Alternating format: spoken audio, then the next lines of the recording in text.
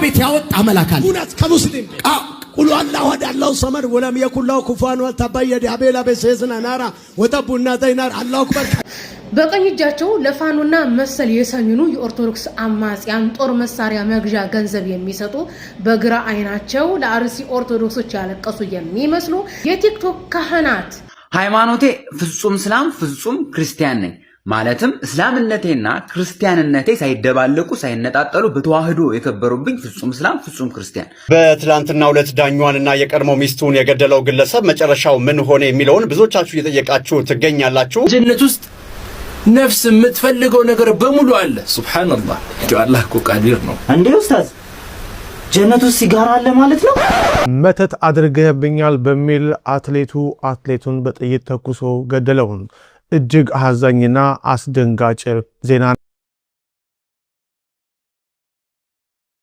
ጀነት ውስጥ ነፍስ የምትፈልገው ነገር በሙሉ አለ። ሱብሃንአላህ አላህ እኮ ቃዲር ነው። እንዴ ኡስታዝ ጀነት ውስጥ ሲጋራ አለ ማለት ነው? ሲጋራ? ያው ጀሃነም ወርደህ ነው እንጂ የምትለኩሰው አለ። ላ ተዕተዚሩ ቀድ ከፈርቱም በዕደ ኢማኒኩም የተባሉት እኮ ልክ እንደዚህ ማለት ነው። በአላህና በመልእክተኛው እየቀለዱ የነበሩ ሰዎችን ነው። ነቢዩ አስሐባህ መንገድ ላይ በነበሩበት ታይም ከኋላ ቀልድ እኮ ነው፣ እንደ ቀልድ ነበር ሲቀልዱ የነበሩት ማለት ነው።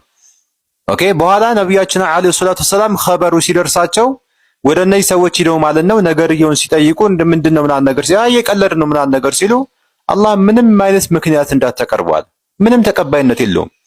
በቃ ቀድ ከፈርቱም በዕደ ኢማኒኩም ከእምነታችሁ በኋላ በእርግጥም ክዳችኋል፣ ከፍራችኋል። በእስልምና ቀልድ የለም ያ ጀማዓ ተጠንቀቁ። የሚያሳዝናችሁ ነገር ያ ጀማዓ የሚያሳዝናችሁ ነገር እንዲህ አይነት ቪዲዮ እንግዲህ ቆዩ ከተሰሩ ማለት ነው ልክ ሶደቀተል ጃሪያ እንደሚባለው ማለት ነው ኸጢአቱል ጃሪያ ሆነ የነዚህ ሰዎች ስራ ማለት ነው። የማይቋረጥ ሆነ ወንጀል አላህ ይጠብቀን። ሶሻል ሚዲያ ላይ የሚወጣ ወንጀል እኮ ችግሩ ይሄ ነው። ትላንትና ብትሰሩት አይቋረጥም፣ ነገ ከነገ ወዲያም ቀስ እያለ ይያገረሽ የሚመጣ ነው። በየጊዜው የሚፖሰስ ነው። በየጊዜው የምትሰሩት አንዴ የሰራችሁት ወንጀል በየጊዜው አመታትን እያስቆጠረ ሁሌ ወንጀል ይሆናል ማለት ነው።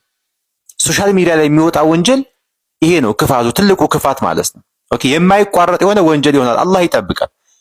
አሁን እንደ ምሳሌነት ነው ይሄን ቪዲዮ እዚህ ጋር ያመጣሁት። ይሄ ወንድማችንና መሰሎቹ ማለት ነው በእስልምና ላይ ማለት ነው በሚሰሩት ይሄ የጃሂልነት የጀሁልነት መገለጫ ከእስልምና የሚያስወጣ የኩፍር ምግባር ማለት ነው። አላህ ይጠብቀንና በእንደዚህ አይነት መልኩ ህዝበ ሙስሊሙን እየቀረጹ ነው። ስለዚህ አላህን ልንፈራ ይገባል። ቁርአን በዚህ መልኩ ነው ያስቀመጠልን፣ ኩፍር እንደሆነ ነው የገለጸልን። طيب ይሄ የኛ መገለጫ በጣም የሚያስጠላው ደግሞ ከመቀለድም በላይ ደግሞ በዚህ በእስልምና እየቀለድክ ቢዝነስ ማድረግ ደግሞ በጣም የሚያስጠላ ነገር ነው። ጀነት፣ ኢማን፣ ኩፍር ያልክ ስለ ጀነት ያወራህ ግን በሱ ደግሞ መሸቀልህ ነው። በእስልምና እየቀለድክ በሱ ላይ ደግሞ ቢዝነስ ማድረግ ደግሞ የበለጠ የከፋ ይሆናል ማለት ነው። ስለዚህ ከእንደዚህ ተግባር ልንወጣ ይገባል። እህት ወንድሞች ዲናችንን እንወቅ። አላውቅም ምክንያት አይሆንም። አላውቅም ዑذር ሊሆን አይችልም። ምን እየሰራህ ማወቅ አለብህ። በተለይ አሁን ላይ ዒልሙ በተስፋፋበት ወቅት ማለት ነው። ኦኬ ዒልሙ በረከሰበት በእጃችን ላይ በኪሳችን ላይ ባለበት ወቅት ላይ አላውቅም ምክንያት አይሆንም። መተት አድርገህብኛል በሚል አትሌቱን በጥይት ተኩሶ ገደለው። እጅግ አሳዛኝና አስደንጋጭ ዜና ነው ለአትሌቲክስ ቤተሰቦችም። አትሌት ይሄይስ ታደለው ትላንት ሸገር ከተማ ሰንዳፋ አካባቢ በተለመደው ልምምድ ላይ እያለም አብሮት ልምምድ በሚሰራ ሌላ አትሌት በተኮሰበት ጥይት በድንገት ህይወቱ አልፏል። ከዚህ ዘግናኝ ግድያ ጀርባ ያለው ምክንያት ደግሞ የሰማውን ሁሉ ጉድ ያሰኘ ነው። ተጠርጣሪው ገዳይ አትሌት ይሄን አሰቃቂ ወንጀል የፈጸመው መተት አስደረክብኝ ወይንም አስተብትበህብኛል በሚል ባደረበት ቂም መሆኑ ተገልጿል። ገዳዩ ድርጊቱን ፈጽሞ ለማምለጥ ሲሞክር በአካባቢ የነበሩ ጀግና አርሶ አደሮች ዝም ብለው አላለፉትም። ተከታትለውና ተኩስ ጭምር ተለዋውጠው ወደ ከተማ ሳይገባም ከነመሳሪያው እጅ ከፍንጅ ይዘው ለህግ አስረክቦታል። የወጣቱ አትሌት ይሄይስ ታደለው የቀብር ስነ ስርዓት ዛሬ ከቀኑ 6 ሰዓት ላይ በበኬ ቅድስት ማርያም ቤተክርስቲያን በከፍተኛ ሐዘን ተፈጽሟል። መተት ማስደረግና ማስተብተብ እውነት ወይንስ ጎጂ ባህል ወይንስ ደግሞ ሳይኮሎጂካል ችግር ነው? እስኪ እናንተ በኮሜንት ላይ አስተያየታችሁን ጻፉልን። በቀኝ እጃቸው ለፋኖና መሰል የሰሜኑ የኦርቶዶክስ አማጽያን ጦር መሳሪያ መግዣ ገንዘብ የሚሰጡ በግራ አይናቸው ለአርሲ ኦርቶዶክሶች ያለቀሱ የሚመስሉ የአርሲ ኦርቶዶክሶችንና የወለጋ ሙስሊሞችን የገደለው ሸኔ ነው ማለት የማይፈልጉ ጣታቸውን ወደኛ ወደ ሙስሊሙ ማህበረሰብ የሚጠቁሙ የቲክቶክ ካህናት ዲያቆናትና መነኮሳት ምን ይሻላችኋል ነው? ይህ አለቃቀሳችሁስ ለቅሷችሁስ እንደው ያኒ አግባብ ነው? ኦኬ በሰሜኑ ለፋኖና መሰል አካላት ጦር መሳሪያ እየገዛችሁ ህዝብ እንዲያልቅ እያደረጋችሁ በሌላ አካባቢ ህዝብ አለቀ ማለት ትርጉም አይሰጥም። ይሄን ቪዲዮ የሰራሁት እናንተ ጣታችሁን እኛ ላይ እንደምትጠቁሙት እኛ ከሆነ ለመንግስት አሳልፋችሁ ለምን አትሰጡ ነው። በነገራችን ላይ እናንተ እንደምትቀጥፉት ሙስሊሙ ማህበረሰብ ቢሆን እናደረገው መንግስት ደቂቃ ሰከንድ አይቀመጥም። ታውቃላችሁ የኢትዮጵያ መንግስት ሙስሊምን አይወድም። ሙስሊም እንኳን እንደዚህ አይነት ወንጀል ሰርቶ ገና ወንጀል ሳይሰራ ባይነ ቁራኛ እያየ ሙስሊምን እያሳደደ የሚያስር የሚያንገላታ ነው የኢትዮጵያ መንግስት። የእውነትም ሙስሊም እንዳልሆነ ምናረጋግጥላችሁ የኢትዮጵያ መንግስት ገዳዩን አለመያዙ ነው። እናንተ እንደምትቀጥፉት ሙስሊም ቢሆን ኖሮ የኢትዮጵያ መንግስት እስካሁን ጨፍጭፎን ነበር። አሸባሪ ናቸው፣ ቴሮሪስት ናቸው እያለ ማለት ነው። የኢትዮጵያ መንግስት የክርስቲያን መንግስት እንደሆነ ታውቃላችሁ። በውስጣችሁ ደስ ይላችኋል። የቲክቶክ ካህናት መሬትን ላይ ያላችሁ ካህናት አላችሁ። ለኦርቶዶክስ አማጽያን ገንዘብ መስጠታችሁን አቁሙ። በቀኝ እጃችሁ ጦር መሳሪያ እየገዛችሁ በግራ አይናችሁ ማልቀሳችሁን አቁሙ።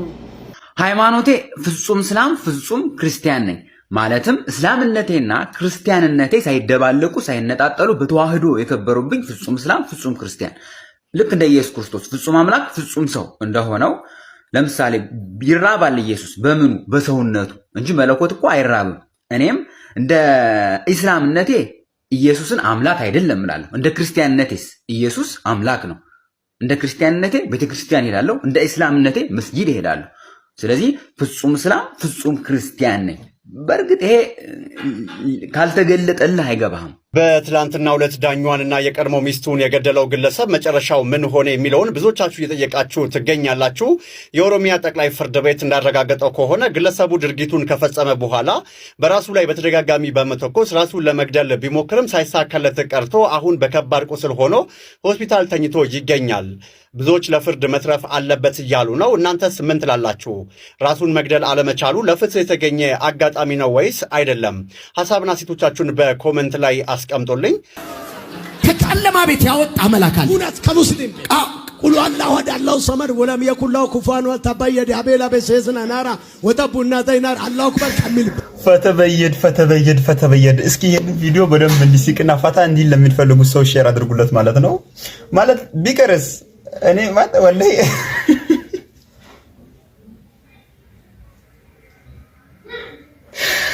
እንዴት እንኳን ሪያክት ማድረግ እንዳለብኝ ነው ግራ ያገባኝ። ማለት ወላሂ እንደምታዩት ላብላብ ነው ያደረገኝ። ይሳኩ ነው ያወርኩትና እናንተም ሳቁ እስኪ።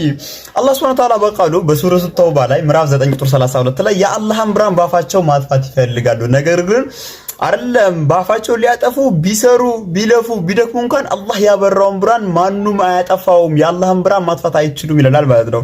ስለዚህ ባካችሁ ይህ ድራማ ቢቀርስ ደግሞ መልካችሁን ተገለጣችሁ። ይሄንን አይደለም ሙስሊም ወላሂ መንደሩ ላይ ምንድነው መንደሩ ላይ መስጂድ ያለ ጴንጤ በስነ ስርዓት ይለዋል። ከጀርባ የምትመለከቱት ቪዲዮ ሐሰት እንደሆነና በአርሲ ምድር እንዳልተፈጸመ ተነገረ። ፋስት መረጃ ከውስጥ የተላከለትን መልእክት ባጋራው መሰረት ከጀርባ ያለው ቪዲዮና ምስል በበርካቶች የአርሲ ኦርቶዶክስ ተብሎ እየተሰራጨ ይገኛል። ነገሩ ግን አርሲ አይደለም፣ በአማራ ክልል ማኖ ቀጨኔ ቅዱስ ገብርኤል ቤተክርስቲያን የአካባቢው ገበሬ አዲስ ላሰራው ቤተክርስቲያን በከተማ የተሰሩ የቤተክርስቲያን ንዋየ ቅድሳት ይዞ ወደ አዲሱ ቤተክርስቲያን ሲሄድ የሚያሳይ ምስል ነው ብለዋል። በነገራችን ላይ በዚህ በቲክቶክ ፕላትፎርም ክርስቲያን ወገኖቻችን የአርሲ ክርስቲያን እያሉ ሲንጫጩ አዝነው እንዳይመስሏችሁ፣ ወላሂ ለአዚም ለወገኖቻቸው አዝነው እንዳይመስሏችሁ። የመጨረሻ አስመሳይና ቀጣፊ ናቸው። በገዛ ወገኖቻቸው እንኳን የራሳቸውን ፖለቲካ የራሳቸውን መሰሪነት ሊያራምዱ ይሞክራሉ። ልክ አሁን እንዳያችሁት ማለት ነው። በሌለ መረጃ የባስ ብጥብጥ ያነሳሉ ማለት ነው። ይሄ ብቻ አይደለም፣ ሙስሊሞች ናቸው የገደሏቸው ብለው ጥላቻቸውን ይነዛሉ። በገዛ ወገኖቻቸው የራሳቸውን ፖለቲካ ያራምዳሉ፣ በሌለ መረጃ ማለት ነው። እንግዲህ ኢትዮጵያ ላይ የሙስሊም ታጣቂ ምናምን ነገር የሌለ ነገር እኮ ነው። እኛ የምናውቀው መስቀል አንጠልጥሎ በቤተ ክርስቲያን ስር ተደብቆ የሚዋጋን ፋኖ የተባለ ክርስትናን የወከለ ሽፍታን ነው እንጂ የምናውቀው የሙስሊም ጀማ ኢትዮጵያ ላይ አይታወቅም። እንደዚህ ሙስሊም ተሰባስቦ ለእስልምና የሚዋጋ ሽፍታ ተብሎ ማንም አያውቅም። የሌለ ውሸት ነው የምታወሩት። ሙስሊሞች ናቸው የገደሏቸው አንድ መረጃ እኮ የለም፣ ግን ሚዲያ ላይ እንደዚህ የሚያናፍሱት ማለት ነው። ይሄ ምን ያሳያል? በገዛ ወገኖቻቸው ደም ማለት ነው መቀለድን ያሳያል። ሐቁን እንኳን ተናግረው ወይ ደግሞ ሐዘናቸውን እንኳን ሲገልጹ አናይም። እችን እንኳን ይዘው የራሳቸውን ፖለቲካ ሲያራምዱ ነው የምናየው። እንግዲህ የዚህን ያክል ነው መዝቀጣቸው መውረዳቸው ማለት ነው። አሁን ይሄ መረጃ እንደሰማችሁት የሌለ መረጃ ይዘው አርሲ ላይ እንደዚህ ነው ምናምን ነገር ብለው በቃ ዝም ብለው ያናፍሳሉ። ግን ይሄ ቪዲዮ የቆየ ቪዲዮ እንደሆነ ተጋለጠ አሁን ላይ ማለት ነው። በጣም ነው የሚያሳዝነው። ቲክቶክ ላይ ብትለቁልኝ በጣም ደስ ይለኛል። አሁን የምናገረው ቅድም ራሱ አንዷ ሴት ደውላ እንግዲህ ተቆራርጦ የቀረበ ሐሳብ ስለሆነ አይሁን አላቅም ለምን እንደዚህ ትላለህ አለችኝ። እማቃት እህቴ ነች። በጣም ስለምወድህ ነው አንተን መናገር የፈለኩት አለች። ምን አልኩኝ ስላት በሰላት ጉዳይና ሴቶች በሀይድ ጉዳይ ፈትዋ እንዳትጠይቁ ብለሃል። ምን ማለት ነው? ሰው ካላወቀ ፈትዋ አይጠይቅም ወይ አለች። በእርግጥ እንደዛማ ብዬ ከሆነ ትክክል እውነት ነው። ያለ ፈትዋስ እንዴት ነው ቀጥል የሚችለው ዲናችን? ግን አንድ ቦታ ሳይሆን ብዙ ቦታ ሳስተምር በዚህ ጉዳይ ፈትዋ መጠየቅ አይብ ነው፣ ነውር ነው ብያለሁ። ዛሬም ነገም አቋሚ ነው። ምን ማለት ነው ሲባል አንድ ሰው አልኩ እዛው ምሳሌ የተጠቀምኩትን ነው ደግሞ መኪና ገዝቶ መንጃ ፍቃድ ቢማር 2 ሳምንት 3 ሳምንት ይማር ይሆናል። ከዛ ተፈትኖ የኮምፒውተሩንም የቃሉንም አልፎ መንጃ ፍቃድ ይሰጠዋል። መኪናውን የያዘ ቀን ስፒዱም በጣም ቀላል ነው። በ20 በ30 ነው የሚነዳው። ቀስ እያለ ቀኝ ግራ እያየ እየተርበተበተ ነው። ቀናት ሳምንታት ወራት አመታትን ሲተኩ ግን ከ2 ከ3 አመት በኋላ ግን ልክ መጀመሪያ ቀን መኪናውን እንደያዘ ነው የሚነዳው። እኔ ራሴ ምሳሌ መሆን እችላለሁ። ፕሮፌሽናል ሹፌር ነው የሚሆነው። ሲበርም ምንም ሲልም በሁሉ ነገር ስፔሻላይዝድ አድርጓል። እንደ ድሮ አይደለም። ዛሬ ፍሪሲዮን የት ነው እንደ ትላንቱ አይጠይቅም። ይሄ ምንድነው? ይሄ ፓራውልት የቱ ጋር ነው አይጠይቅም። ሁሉን ነገር አውቋል። ጥሩ አልኩ። እንግዲህ በ3 አመት ውስጥ መኪናን በየቀኑ በመንዳቱ ምክንያት ፕራክቲስ አድርጎ ጭራሽ ፕሮፌሽናል ሹፌር እስከመሆን ከደረሰ አለ። ሴቶች ደግሞ አልከው ሀይዱ ከነሱ ስለሚገናኝ አረብ ሀገር ላይ በጽዳት ሰራተኝነት ወይንም ደግሞ በቤት በምግብ ስራ ሄደሽ ስትቀጠሪ የመጀመሪያ ቀን የመጀመሪያ ሳምንታት ላትሺ እቃ ልትሰባብሪ ልታበላሽ ትችያለሽ። ከ2 ከ3 አመት በኋላ ግን የምግብ ባለሙያ ሆነሽ እንደውም ደሞዝ ሁሉ ማስጨመር ትጀምሪያለሽ። እንደ መጀመሪያው ቀን ፓስታ ከምን ይሰራል እንዴት ይሰራል የለም። አሁን ባለሙያ ሆነሻል። አንቺ ያልሰራሽውን ሁሉ አንበላም እስከ ማለትም ሊደርስ ይችላል። ይሄ የምንተማመንበት ጉዳይ ከሆነ ወደ ሰላቱ ጉዳይ ልምጣና አንድ ሙስሊም 10 ዓመት 20 ዓመት ሙሉ ሰላት እየሰገደ በቀን 5 ጊዜ መስጂድ እየተመላለሰ በፈርድ ሰላት ላይ ብቻ 17 ጊዜ ቆሞ ለጌታው እየሰገደ እስቲልና ወተህያቱ ማያውቅ ሰው አለ። በሰላት ጉዳይ ፈትዋ ይጠይቃል። ውዱእ የሚያበላሹ ነገሮች እነማን እንደሆኑ በሙሉ ልቡ በኮንፊደንስ አይናገርም። ሰላት ተጀምሮ እስኪጠናቀቅ ግዳጅ የሆነው ሱና የሆነው ለይቶ አያውቅም። ይጠይቃል ፈታዋ በሰላት ጉዳይ። ይሄ አይብ ነው ወይስ አይደለም? ለምን ፈታዋ ይጠየቃል ሳይሆን የት ነበርክ ከሚል ጥያቄ አንፃር ስናየው ሰላት መቼ ጀመርክ ሲባል ትላንት የሰለመ ሰው በእርግጥ አያውቅም እናስተምረው ይባላል። 10-20 ዓመት ሙሉ ሰግደህ የሰላት ብቸኛ ዓሊም ራስ ሙፍቲ መሆን ሲገባ እንዴት ነው ሰው የምትጠይቀው? ሼም ነው ያልኩት። ተግባባ። ለሌላው ጊዜ ፕሮፌሽናል እንሆናለን በአመታት ውስጥ በቅርብ 20 ዓመት ሙሉ እየተሰገደ እንዴት ሰው ስለ ሰላት ዓሊም አይሆንም? ምንድነው? በቃ ጎንበስ ቀና ብቻ ነው ማወቅ ያለብን። በየቀኑ ምን ተገብረው ውዱም ያጠፉ ነገሮች ምን እንደሆኑ ይሄ ሼም ነው። ከዚህ አንግል ነው ፈተዋ መጠየቅ የለብንም ስል ዓሊም ልንሆን የሚገባን ጉዳይ ነበር ለማለት ነው። ወደ ሴቶችን መጥቼ ሀይዱን አነሳሁ። አንድን ነገር ለአላህ ብሎ መተው ምንኛ ደስ ይላል። ቢስሚላህ አልሐምዱሊላህ ወሰላቱ ወሰላሙ ዐላ ረሱሊላህ። ውዱ ነቢያችን ነቢዩ ሙሐመድ ሰለላሁ ዐለይሂ ወሰለም እንዲህ ይላሉ፣ መን ተረከ ሸይአን ሊላሂ ዐወደሁ ላሁ ኸይረን ሚንሁ። አንድን ነገር ለአንድ አላህ ስብሓነሁ ወተዓላ ብቻ ብሎ የተወሰው ይላሉ አላህ ስብሓነሁ ወተዓላ ከዚያ የበለጠ የተሻለን ነገር አላህ ይተካለታል ይላሉ። ስለዚህ ውድ ወንድሞች እህቶች፣ በማህበራዊ ህይወታችን ሊሆን ይችላል፣ በኢኮኖሚ ህይወታችን ሊሆን ይችላል። በተለያየ በሚገጥሙን ነገራቶች ላይ አላህ ሐራም ያደረገውን ነገር አላህ የከለከለው ነገር ሲገጥመን ለአላህ ብለን ያን ነገር አላህን ፈርተን ትውት ስናደርገው አላህ የተሻለውን የበለጠውን ነገር አላህ ይተካልናል። ስለዚህ ሁልጊዜም ቢሆን ሐራም ነገሮች አላህ የከለከላቸው ነገሮች ለነፍስያ የተወደዱ ናቸው። ሸይጣን ይወዳቸዋል፣ ነፍስያ ትፈልጋቸዋለች፣ ወስዋሶቹ ይወሰውሱናል። ግን ያን ነገር ምንም ያህል ነፍስያችን ብትወደውም ምንም ያህል የጣፈጠ ያማረ ነገር ቢሆንም ምንም ያህል ለወደፊት ህይወታችን ጥሩ ነው ብለን ብናስበውም አላህ እስከከለከለው ድረስ በሸሪዓ ሐራም ነው መጥፎ ነው እስከተባለ ድረስ ለአላህ ብለን ያን ነገር ትውት አድርገን ልንርቀው ይገባል።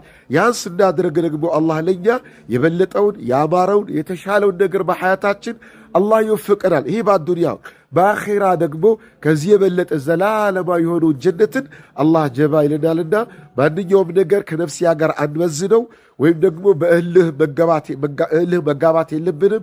ወይም ደግሞ ምን እንዳይሆን የሚል ነገር ምዳፈር ነገር ውስጥ ሳንገባ አላህ የከለከለው ሐራም የሆነ በሸሪዓ የተጠላ ጉዳይ ከሆነ ለአላህ ብለን እንተወው እላቸዋለሁ። ወጀዛኩሙላሁ ኸይር ወሽክራ